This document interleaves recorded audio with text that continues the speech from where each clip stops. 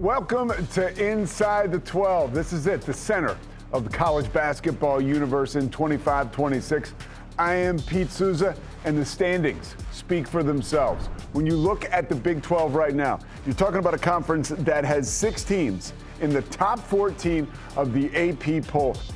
Some folks calling this hands down the best conference in the nation, and you see the standings right there. BYU has dropped after that loss to Arizona that we're going to get into it. Then you have Kansas, Texas Tech, Houston, and Arizona at the top. Of course, Arizona getting a tough win on the road. And if there's one guy who knows about playing on the road and playing on the road very well, it is our good friend, King McClure. He joins us right now where he used to dominate on the road. His road game just as good as when he's playing at home. What's happening, my man? What's up, my guy? How are we doing today? We're doing pretty good, and we got a lot of real cool stuff to talk about. Starting with this big Monday, a big win by the Wildcats in Provo. You literally have been on site for road games, right? I don't know that you played a road game there. I mean, King is a little older now, in the Big 12. Not quite when BYU was there. But a big win for Arizona at home against West Virginia, which, by the way, you said that they were going to take care of business, and they did. But then they turned right around and go out to BYU and just wire to wire pretty much outside of that late flurry by BYU. They controlled the entire game, King. They did. And I was so impressed because they played their best brand of basketball for 39 minutes. I think 39 minutes of this game is the Arizona team, in which is the number 1 team in the country. Now, that last minute, they almost lost it. They almost collapsed. But I think that that's the mark of a great team. Is when things aren't going your way, when you're struggling, can you figure it out to still be able to pull out wins on the road in tough environments, but they still pulled it out, and I think that's why they are so great. Jaden Bradley and Braden Burries, they combined for 55 points, and we really, I don't want to say saw them expose BYU, but they proved that they have a perimeter attack.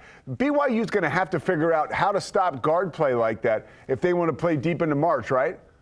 100%, but that's the thing, right? When we look at BYU, this has never been an elite defensive team that Kevin Young has. And I don't think that they try to be. I don't think that that's who they are. That's their identity. They're going to beat you on offense. They're going to outscore you. They have the talent to be able to do so in a plethora of ways. But I don't necessarily know if that's what they take pride in, which concerns me because when you play games like this against opponents who have a great backcourt or who have high-level talented players, I don't know how many you're going to win if you can't get stops. Well, okay, that takes us right to Inside the Game, which is presented by New Era, which has King McClure breaking down the tape. Let's exactly have you show us how Bradley and Burries were able to put this BYU defense in a blender.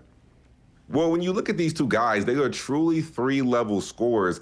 And the thing that I'm most impressed with is their ability to get from one end of the court to the other end of the court.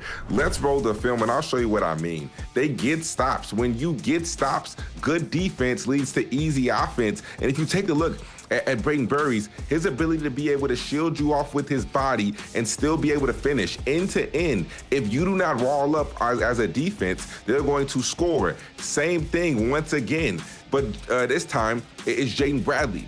Jaden Bradley can go end to end. They're really, really good at using their body and being physical on the drives, but that's not all they can do. Because if you look at it, Jaden Bradley is the ultimate court general, right? He knows how to get to his spots. He killed in that mid-range game in this particular game. And Braden Burries, same thing. They're not just one-trick ponies. They're not just guys who are going to drive and put the ball down. They can do it truly at all 3 levels. And I think that right there is what makes them so hard to contain. Okay, I got one question for you. Actually, I have 2 questions for you. Look, first, I want to get this statement out of the way. A.J. Dibonsa is amazing. He's awesome, right? Yeah. Could be the number 1 pick in the draft. But as we've seen him play more and more this year, again, I don't want to use the word exposed, but we've seen him vulnerable at times. And I've also seen him, and I literally got a text message from a friend of mine, an NBA executive, who said this guy's going to be a multi-year all-star, but he needs to start distributing the basketball a little bit and he's trying to do too much. That's what this gentleman told me. Do you agree with that? Do you think he should defer a little bit more often? I think at times, I think the only reason why that is a statement is because we've seen at times his ability to be able to do that. I mean, he's had triple doubles. He's had 5 assists here, 6 assists here. He's shown flashes that he can distribute. I think in a game like that, where you're playing against the #1 team in the country, right? They're coming to your crib. This is your moment. This is the big Monday game. This is a game in which you solidify your #1 draft stock. I think he took that and was like, hey, let me run with it. Let me go try to get buckets. Let me be that dude and show that I can take over the game at any moment.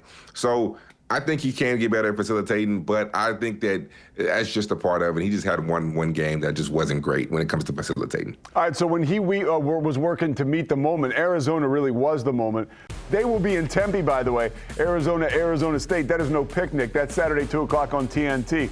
And also, we got more top 15 showdowns to talk to you about when we come back. Number 13, BYU. They take on Kansas. It just seems like every time we turn around, there's another gift of a huge matchup in the Big 12. That game and more when we come back. Inside the 12 is brought to you by Hell of a Good Dip. Game on, dip in with Hell of a Good. Welcome back to our Big 12 studios. I am Pete Souza, and we are checking out your upcoming men's Big 12 basketball weekend schedule. A lot of big games, and a lot of them we're going to break down right now and start off with our game of the week. We've got Kansas and BYU. 1,000th game at Fog Allen Fieldhouse. You have gone in there, had to play in Fog Allen, and had to play Kansas. What is that environment like? What will BYU be up against on Saturday? Fog Allen is one of the best college environments, if not the best. And you think that you would go into a place, right? So when you pull up, let me give you a quick just rundown. When you pull up, we get there an hour and a half before the game. When you pull up, the students are wrapped around the building. They let the students in when you go in. So that means as soon as you go on the floor and you're warming up, you're right there by the students and you're hearing everything. It's just going to get so loud and so chaotic that, Pete, you really can't hear yourself think. You cannot hear your coach call a play, and you can't hear anything on the floor. The whole week before we played at Kansas, we had to go over hand signals. We only did hand signals. There was no talking. There was no talking. There was no play calling out loud. It was only hand signals. I love getting insight like this from someone like you who's actually walked it. This game, of course, 4:30 Eastern on ESPN. Second straight week, it's the site of College Game Day. That begins at 10 a.m. Eastern. Bill Self expects Darren Peterson to play. What does this game look like to someone like you when you look at it analytically? Yeah, well, for me, I think a lot of people are breaking it down saying it's the #1 and #2 pick going at each other. Yes, that's true.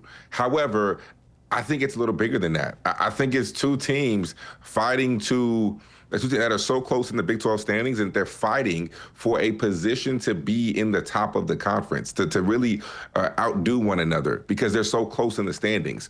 So I think it's a little deeper than just the AJ and the Dan Peterson battle. These are two teams that are extremely talented. Kansas is a team that is finding their footing.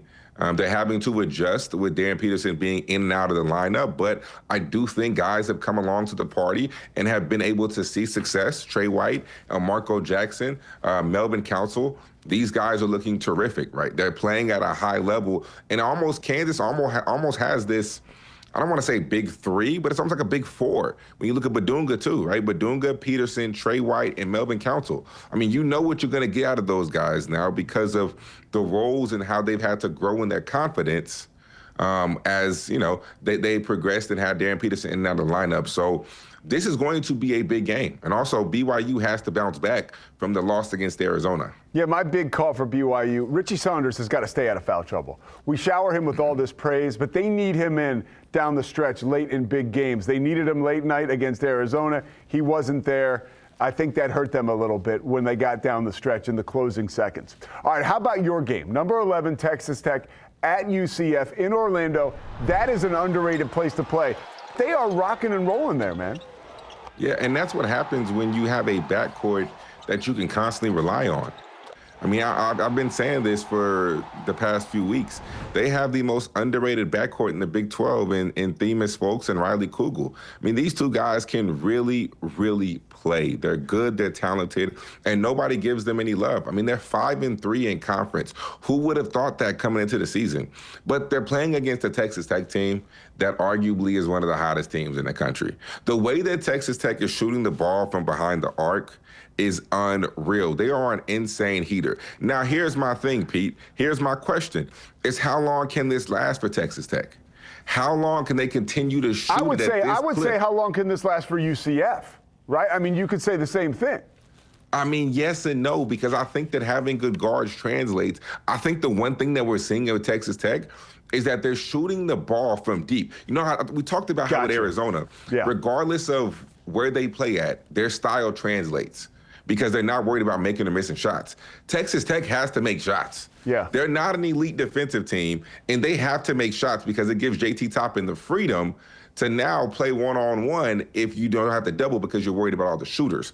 So can they continue this? We will see. That's a great point. Like, how much longer can Atwell continue to shoot 100% from three-point? I mean, at some point, that well's got to run dry. All right, let's go to Houston. Cincinnati travels to H-Town on Saturday to take on the 10th-ranked team in the country. That game's on noon Eastern time on Fox. Who do you like there and why? Houston, of course. I don't know if Houston is I don't know if this game would be even close. I mean, I know the first one was close at Cincinnati, but that's what happens when you're on your home court. You get juiced up for sure. You're playing against one of the best teams in the league. Of course, you play a little, out of your typical element. So I think in this game, what we've seen when you go to Houston, that is no joke. We talk about ruckus environments. Houston creates one in that Fertitta Center. So I really do think that Houston dominates this game. They'll continue their dominance in the league, and I don't think they should be worried about Cincinnati. All right, well, I'll tell you what, Rachel Galligan, she ain't worried about you. She's coming up next. We are going to dive into all the women's action, and there is a lot to talk about. That is next, coming up on Inside the 12.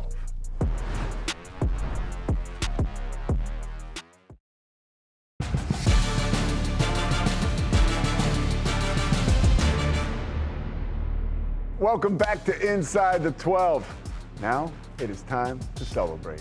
We welcome in Rachel Galligan. That's right. We're going to break down the women's hoops from around the country in the Big 12. Rach, I know you're just off the plane, back from calling another game. We thank you for taking the time. How you doing?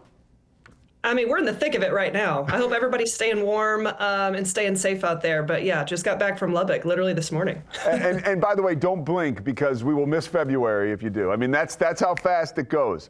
We're going to hop in the time machine now and take a look back. Utah upsetting number 22 West Virginia 71-64. That was on Tuesday. Now they're 6-3 in conference play. They also upset TCU earlier this season in OT. This feels like a team on the cusp of making something happen. Am I right about that? Yeah, I totally agree. This was a really good bounce back performance for the Utes. They shot the ball exceptionally well in that game, 56% from the three-point line, going 10 of 18 from the three-point line. They shot 54% from the field, had 4 players in double figures. Sneed led the way with 15 points. White added 14. Evans and Ross both added 12. They have a lot of weapons offensively, and that's what I love so much about this team. But they also did a really good job of attacking the full court pressure that West Virginia really brings to the table. And defensively, they were really good, holding the Mountaineers to just 17% from the three-point line. You know, this is a team that just is building out their resume, and I could see them making some noise in March. Another team that's starting to make noise now, and this would be a surprise. Like, if I read this statement 2 months ago, it wouldn't make any sense. Iowa State upsets Texas Tech, ranks 21st in the country, right? Unranked Iowa State. Well, that's the reality. They go into Lubbock. They beat Texas Tech 84-70. That was on Wednesday. Bill Fennerly, his 297th win. That's the most in Big 12 conference history. You were there calling the game. Is this Iowa State team kind of rounding back into form, I should say, and turning the corner? Well, first and foremost, I want to give a shout out to Bill Fenley. He's a coach, the dean that I have the utmost respect for, and it was an absolute honor to be able to call that game. Just a historic moment, passing Kim Mulkey for the most Big 12 conference wins. But I mean, it's been a challenging time for the Cyclones, dealing with the adversity of injuries, primarily losing Addie Brown, and so this was a really a much needed victory. This is the best I've seen this team play since she's gone down. And you talk about just so many reasons to celebrate. Audie Crooks finished with 33 points, passed the 2,000 career point mark. She did so in just 89 games, breaking the record for the fewest played games to reach that mark in league history. You also have Jada Williams, who's been fantastic, the Big 12 Player of the Week, went off for 44 points last week. She just passed the career 1,000-point mark. She had 9 assists and only 1 turnover against a team that does a really good job of pressuring you.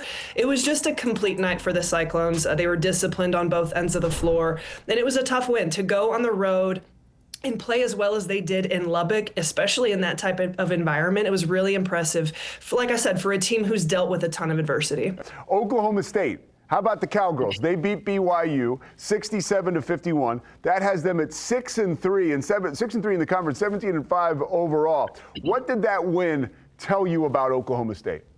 Micah Gray was fantastic. She really sets the tone for the Cowgirls. She finished with 25 points, 7 made threes, and Amari Whiting continues to show why she's, honestly, in my opinion, one of the most impactful transfer portal additions in the country. She was great, had 16 points and 10 rebounds. They dominated the glass 51-39. The win also marked the 900th win in Cowgirl basketball history. I've said it from the start, this is a really fun team to watch. Offensively, they're incredibly dynamic, and obviously they hold one of the toughest environments to play in. Oklahoma State's 12-1 this season at home.